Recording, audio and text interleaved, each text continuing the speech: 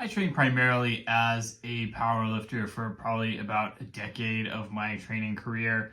To give you a little bit of background, I spent probably, about 3, 4, 5 years of my training, mostly just screwing around, doing some, kind of physique focused stuff, but not really having much in the way of, really good training or really solid structure to what I was doing. Then I got into personal training, working as a personal trainer, got into powerlifting, and that was really my primary training purpose for probably about the next 8-9 years. And after that, I made the shift to really focusing a lot more on physique bodybuilding style training.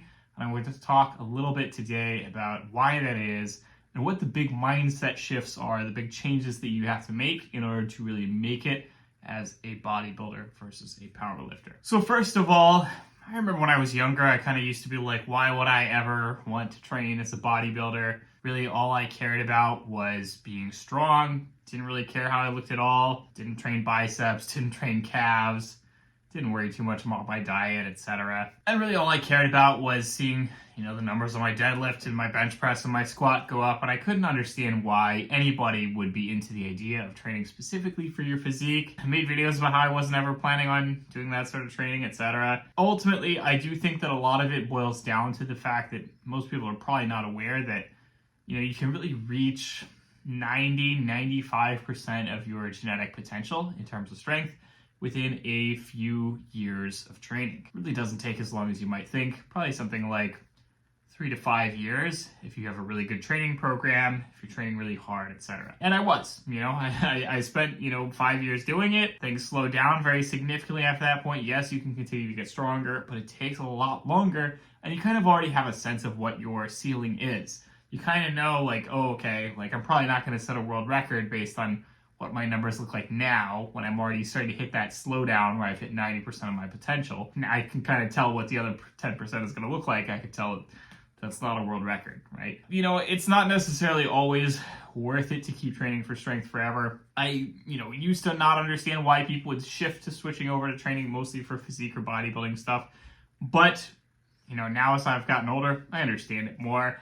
It's something where, you don't necessarily have to be training for, say, bodybuilding competition or anything like that, but training specifically for physique has a lot of benefits in terms of your health, in terms of looking good, and, longer term, yes, it is a bit vain, but, so long as you can be decently strong and, you can feel proud of some numbers that you've hit, then, okay, yeah, why not also look good too? Why not also, I refer to Coach Brian Cron, who, basically once said, and I'm probably paraphrasing, something along the lines of every person deserves to be just mega shredded at least once in their life, right? You deserve to be mega shredded. You deserve to, get those nice photos and move on. Likewise, I'd say, everyone deserves to hit an incredibly high, deadlift, bench press, squat at least once in their life. Okay, you got the numbers. You can feel proud of yourself. You can move on, etc. And so that's kind of what happened in my case. It's also partly just due to the pandemic. The pandemic really had a huge shift in terms of,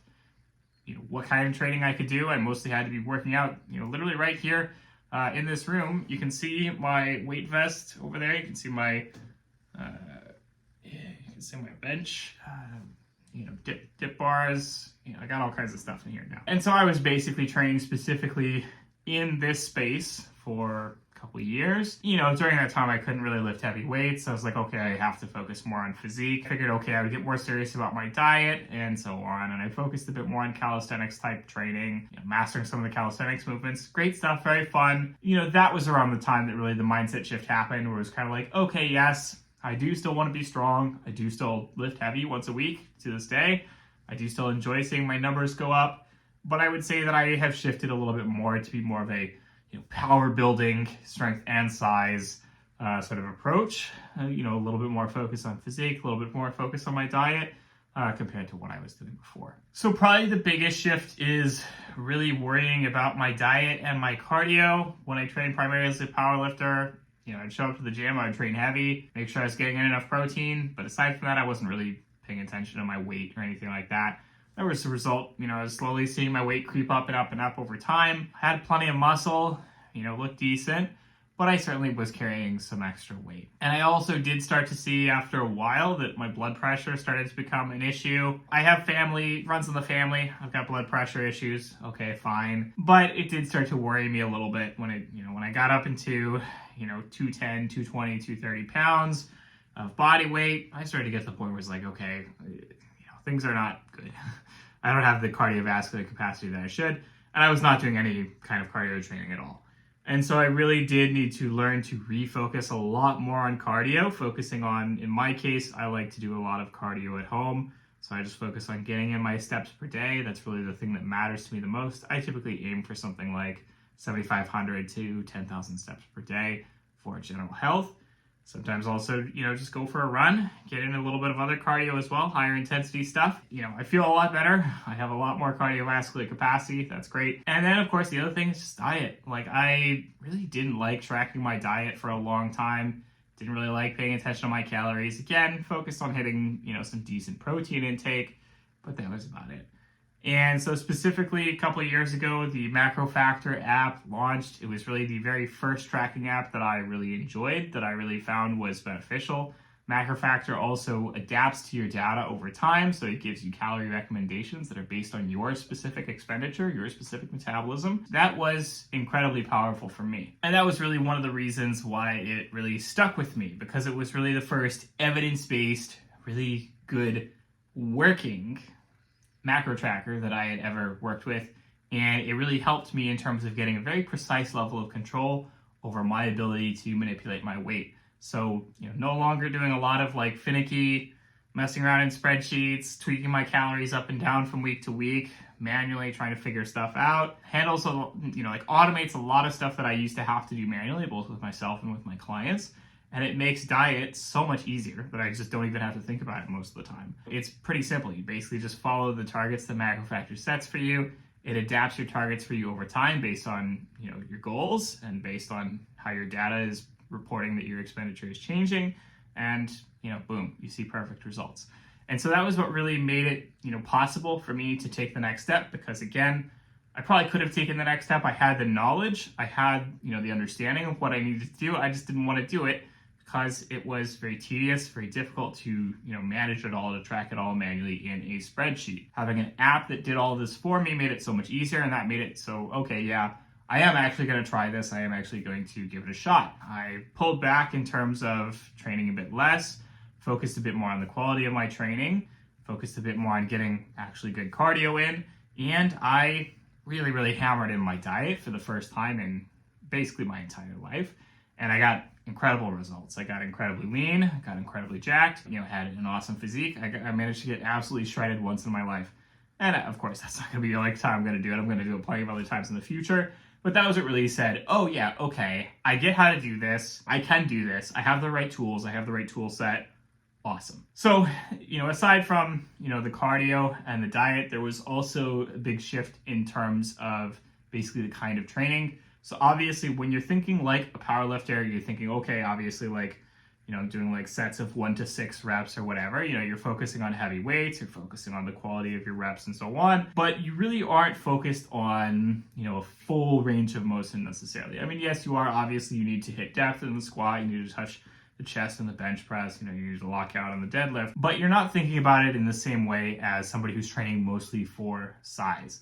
Somebody who's training for size really wants to super emphasize the end range of motion, really get super deep into squats, really get super deep into bench presses. And so you also want to consider things that make it possible to essentially extend your range of motion so that you can get deeper into things.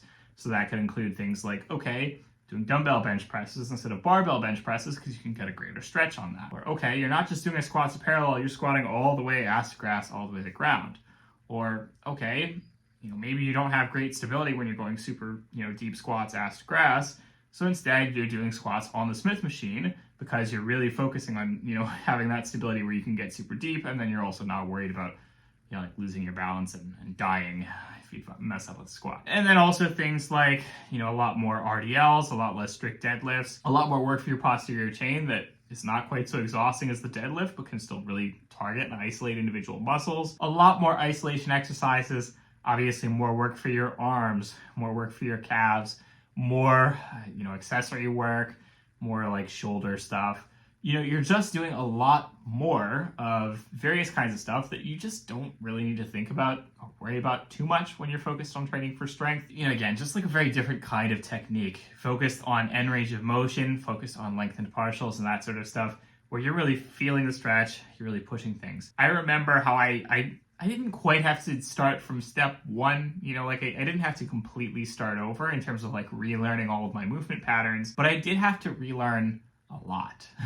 Like I remember, you know, I was really struggling basically because I was like struggling basically just to get down the idea of doing like a full range of motion leg press, because I was so used to just kind of like pounding out like, okay, you know, just gonna knock out some reps on the leg press, etc. It was really the first time I thought, okay, no, I need to really slow this down. I need to like really take this to end range of motion, etc. And so it is a huge mindset shift. It takes a lot of patience.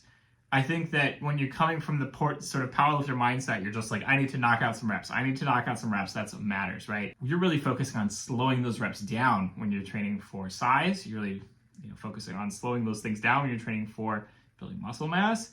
And you're focusing a lot more on like feeling individual reps.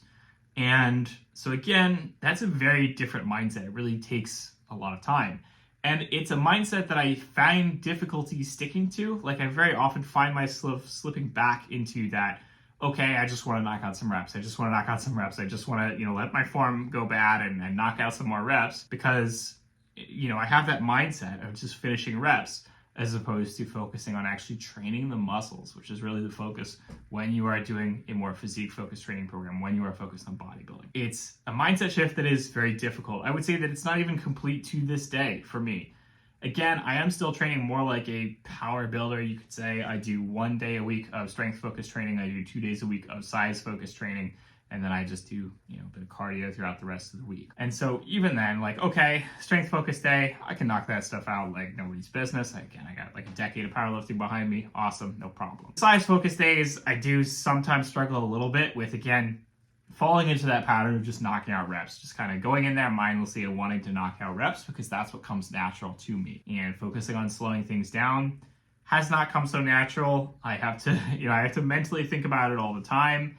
Okay, was that rep a little too fast? You know, did I pause long enough? Was I potentially, you know, leaving some gains on the table by, you know, not doing it the right way? It's difficult, right? It does take time, but it's not impossible. And that is also why I think that, you know, a truly good, you know, power builder is kind of a rarity. It's just very different mentalities about things. Very different mentalities in terms of what you need to be focusing on.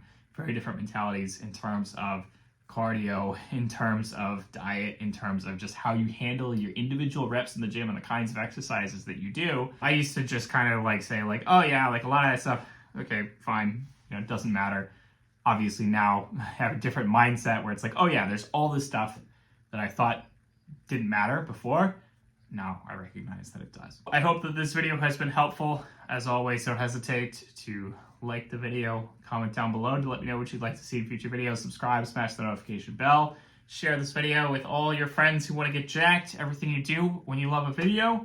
I will talk to y'all next week. Have a good one.